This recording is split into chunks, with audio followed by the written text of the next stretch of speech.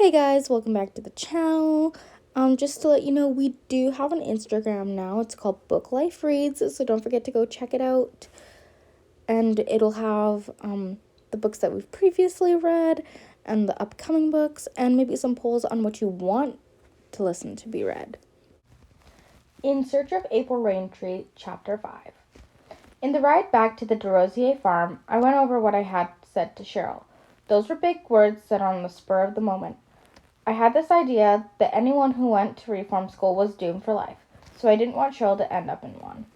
I could let the DeRosiers suck out my dignity for now, and I could pretend they had me where they wanted me, but my future would belong to me. I had said to Cheryl that we would live together, but that was a long way off. Maybe things would change, and I wouldn't have to live up to that statement. Or maybe if I became so rich and important, people wouldn't care that I had a proud métis for a sister. As we approached Aubigny, my thoughts returned to my present predicament, just what was in store for me. It was easy to think to myself that I didn't care, but living it was different. I'd often thought to myself that those three DeRosiers were crazy. That night, when I did the dishes and they all sat behind me, silently staring at me, I was sure of it. Earlier that day, when I had returned with Mrs. Semple, Mrs. DeRosier had made a big fuss over me. It had made me sick, and I hadn't been able to hide my hostility towards her. For the whole summer, they wouldn't talk to me except to give me curt orders. Ricky and Maggie made no comments about Cheryl, and I thought this plan was of theirs of giving me the silent treatment must be hardest on Maggie because she was such a verbal person. The only companion I had was Rebel, who had now adopted me as his new friend. When I could sneak off, I'd go down to my spot at the river bank, taking Rebel with me. By the end of the summer, I didn't have anything good to tell him. You know, Rebel, I think you're going to be my only friend around here for a long, long time. When I first came here, I hated you because you were their dog. Now I think of you as Cheryl's dog. You saved her, you know. You must miss her as much as I do. But now I don't have to worry about protecting her from them anymore. Doesn't help me from being jumpy, though. If it's not the hot, stuffy air in my room keeping me from sleep, it's staying awake, listening for sounds. I'm so scared they'll do something during the nights. They're crazy, Rebel. I don't trust them one bit. I wish you could sleep in my room. Rebel would give a low whine and wag his tail to indicate he was still listening whenever I had one of these talks with him. You want to hear the latest? That old hag gave me a box of school clothes. You should see them, Rebel. All grandma stuff. And she told me that from now on I won't be able to use the sewing stuff. I'm going to look worse than a Hutterite. I guess I shouldn't say that. They look all right to each other. But me, I'm going to have to go to school in those things. I don't know what I'm going to do. I'm glad they built that new high school. That means Ricky and Maggie won't be in my school. And I hope Ricky doesn't fail, or he could end up being in my class next year. This year, I'm going to ask Jennifer if she can mail my letters for me, and if I can have letters for me mailed to her place. I'm positive that old DeRosier has been throwing all my letters away. Cheryl said she wrote to me, and I wrote to her, but neither of us got any letters at all. I sure hate it here, Rebel, except for you. Oh, yeah, and you want to know what else that old hag came up with? Now, if I want my clothes washed, I'll have to do all the laundry and ironing. But if she thinks that's going to keep me from doing good in school, she's wrong. You know, Rebel, you and me, we talk the same language. We both whine. I smiled and scratched him behind the ears. Cheryl had said he liked that. Then I got up and walked back. I started grade 8 as the laughing stock of school. And from the first day on the bus, I was often called Grandma Squaw. I renewed my friendship with Jennifer, but I could see that even she was embarrassed to be seen with me. One day, we were in the washroom, and she made fun of the way I was dressed. I expected that from the others, although when they would call me Grandma Squaw, it was more painful than I had expected, and each time a lump would come to my throat. But when Jennifer teased me, I started crying. She immediately became sympathetic, and that made me cry even more. April, don't cry, she said. I'm sorry, I didn't mean it. Hey, listen, I'll bring you some of my stuff and you can keep it in your locker, okay? I was wiping my eyes when our home economics teacher walked in to see what was taking us so long. What's going on? What's the matter, April? Jennifer explained. Mrs. DeRosier is making her wear these kinds of clothes, and she won't let April use the sewing things at home to make them look better. Would it help if I transferred you from the cooking class to the sewing class right now? The teacher asked me. Her kindness made me want to cry all over again, but I kept my self-control and simply nodded. Between the chores I was assigned and all my homework, there wasn't much time to alter my clothing. Whenever I could, the first thing I'd do would be to shorten my skirts as they hung almost to my ankles. I'd still have to wear the black, ugly shoes to school, but once I'd get to school, I would change into a pair that Jennifer had brought from home. I told her about my postal problems, and she checked with her mother, and they agreed to be my go-between. The first letter I wrote was to the Dion's. It would have been Cheryl, but I still didn't know where she was. In November, my letter to the Dion's was returned. They had moved from St. Albert. Before Christmas, I had a visit with Cheryl. She was full of enthusiasm about her new foster home. Mostly, it was because the Steindls had horses. Mr. Steindl gives lessons most nights, and when he's not busy, he's been teaching me how to ride. We went on a sleigh ride last week. Oh, April, it was so much fun. It's easy being good there. The kids at school are all right. They don't make fun of me or anything. And some of the girls who like horses made friends with me, but that's only because they figure I'll invite them over and they'll get to ride. Mr. Steindl gave me my own horse to ride. His name is Fastbuck. I gotta help clean their stalls and feed them, but I like doing all that. She went on telling me all the good things that were now happening to her, and I hardly said anything. What could I say? That I was lonely and miserable and my foster mother dressed me funny? I envied Cheryl. I envied her having her own horse to ride. I envied that she could feel so much excitement. I knew I should have been so happy for her. But comparing our lives, I simply envied her. I even envied the fact that she was so smart at school. Before we parted company, I got her address and told her Jennifer's. In early February, I received my first letter through this new courier system. I had sent her a letter in January. Dear April, how are you? Mrs. Steindl says we will have our next visit in April or May. I can't wait.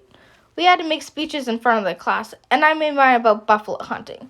Mr. Darnell, my teacher, said it was an exceptional métier. I was an exceptional métier, because most would have avoided such subjects. That made me so proud that I just had to send you what I wrote. Tell me what you think of it. Have a happy Valentine's Day. I've enclosed a homemade card. Do you like it? I'm going to ask Mr. Steindl if you can at least come to see me here for the summer holidays. I want to show you my horse. Not really mine. Would you like that? I told them all about the DeRosiers, but I don't think they believed me. That's the only thing I don't like about them. I got your letter. I feel so sorry for you, April. I wish there was something I could do to help you. I'm glad you got a friend like Jennifer. I'm glad that Rebel's keeping you company. I sure do miss him. He was a good old dog. They have an Irish red setter here. Nice looking, but what a nervous wreck. She follows me all over the place. I thought of all these funny things to tell you so you would laugh when you read this letter. But once I started writing, all those funny things disappeared. Sorry about that. Well, I'll close off for now, and I'll be seeing you in the springtime. Right back soon. Love, Cheryl.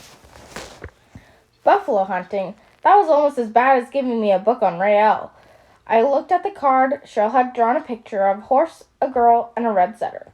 Meant to be her setting. How lucky could one get?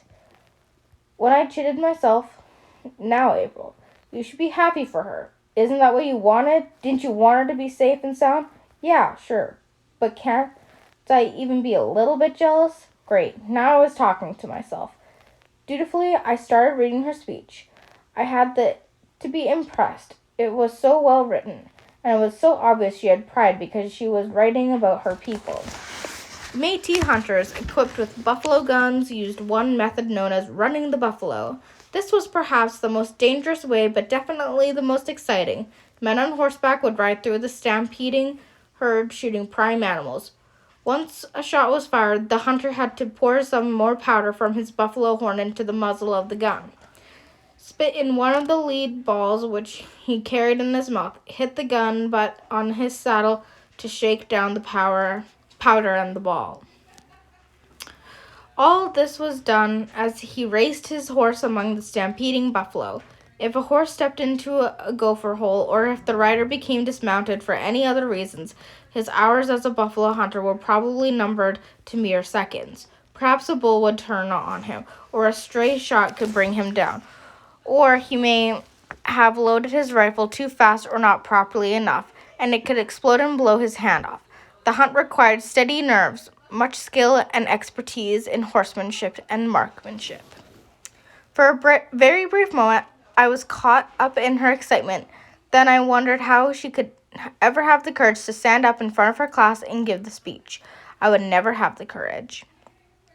Grade 9 became the very worst school year I'd ever have. A lot of kids in my class had started pairing off and going steady. I'd never been interested in boys, except as friends. When I was younger, I had thought different ones were cute. But that was the end of it. As long as I lived with the de Rosiers, I knew that I would have to give up any ideas of a special friendship with boys, and the easiest thing to do was simply not to look. But when a new family moved to Aubendie, and with it came a boy who was in grade 11, the same class as Maggie was in, while I secretly worshipped him from afar, Maggie talked about him every night at the supper table. Mrs. de Rosier even went so far as to invite his family over for a Sunday dinner. The boy was named Peter. I guess he liked me because after that Sunday dinner, he would stop and talk to me at school. Being seen with him brought me more friends. I loved school. Until the other kids' attitudes changed. Maggie had not been openly hostile towards me. I knew she felt that way because of Peter's friendship with me and not with her. It had even made me smug and more sure of myself. As soon as the whispering started behind my back, I knew that she and Ricky were behind it. Whatever they were saying spread throughout the school quickly. Kids were looking at me and snickering. I'd pass by a group of boys and they'd whistle. I started getting notes on my desk that said things like, "If you really want a good time, meet me at such and such place." Some of the notes had obscenities in them, and the comments I got from the boys were also obscene. First, Peter stopped talking to me, and then Jennifer began avoiding me. This confused me even more. Jennifer was the kind of girl who would stick by a friend no matter what. I asked her, "What is going on, Jenny?" Jennifer had looked around quickly because there was other kids watching us and obviously talking about me. "April, I have to go." She slipped me a note that said she'd still post my letters for me, but that was all. I became so angry and hurt. My first impulse was to tell her to just forget it, but she was the only connection with Cheryl, and I had to accept things the way they were. Again, I was a loner, and now I didn't have a single friend at school. I was glad I still had Jennifer as a go-between on letters, because in January I got another fat envelope from Cheryl. At lunchtime, I looked around to make sure Maggie and Ricky weren't around. If they ever found out that Cheryl and I were exchanging letters, I felt sure that they would put an end to it. I was rather disappointed when I opened the letter and found most of it was a speech on the Métis. January 26, 1964. Dear April, how are you? I just know you're waiting for my next speech with anticipation. Well, here it is. Actually, it's not really a speech. I'm just caught up in this stuff. I don't think... Scratch that. It's a silly expression. I think my fellow classmates might not be able to hack another speech on Métis people. I was going to deliver this speech, but now I've decided I'll keep it among my papers on the history of Métis people. I think it's important that we know our own history. It's rather a short history compared to other races, but it's interesting. As I've already stated, and I wouldn't have minded one bit living in those days. Mrs. McAdams used to have so many good books on the subject of natives. I've been babysitting lately, and next time we go to Winnipeg, I'm going to spend all I've got on books. I wish I could afford to buy every book there is. Sally says I'm soon going to need glasses. I doubt it. I'd hate to have to wear glasses, wouldn't you? It's un-Indian. Oh, I made the volleyball team. We'll be going around to different places and playing other schools. Rita, one of the girls in my class, says it's not fair that I'm so smart and athletic too. Of course, I'm not the only one. It's too bad you couldn't try out for after-school sports. I know you'd be good. Come spring, I won't join any outdoor stuff because I'd rather practice riding. Write back to me, April, and tell me what you think of my project. I'm going to work on something about Riel.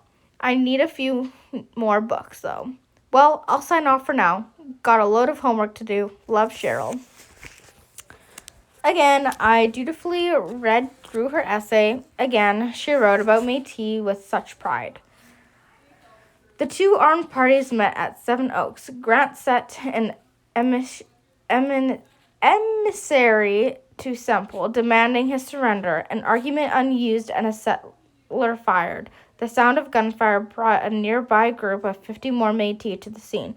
The battle-experienced Métis fired around their round of shots and then fell to the ground to reload. The settlers, thinking they had shot these men down, began to cheer. The Métis, with their guns reloaded, charged the settlers. Terrified, most of the settlers turned and ran. The horsemen took over as if running buffalo. They overtook the settlers and shot them. Within 15 minutes, 20 settlers and 2 of Grant's men were dead. I thought it just made the Métis look like bloody, thirsty savages. But Cheryl went into great detail, pointing out all the grievances of the Métis and why they had fought some of their battles. But when I finished reading, I didn't feel much happier. I hated dates and company names, and how come all this mattered to Cheryl so much? She was going to keep it among her papers. Did it help her accept the coloring of her skin? Was that why she thought so differently? And her superior intelligence? One had to be intelligent to find this kind of thing exciting. Skin coloring didn't matter in this school. Everyone treated me like a full-blooded Indian. Grandma Squaw. I hated those de Rosier kids so much. I sure wished I knew what they had been up to this time.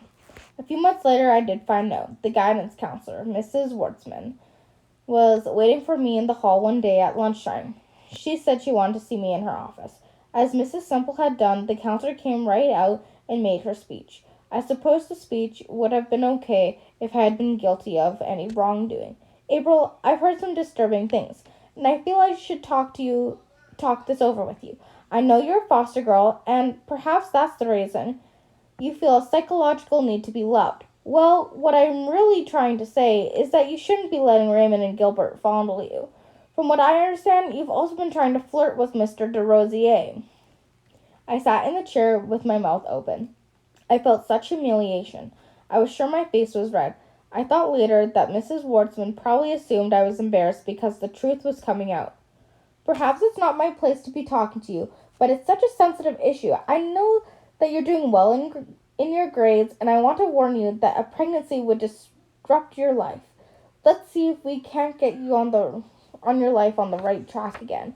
And if Mrs. de Rosier has taken this up with your social worker, I can say that we had a little talk, okay? Mrs. Wartzman finished it with a smile. I walked out of her office in a daze. It was a warm spring day, so I went outside to eat my lunch.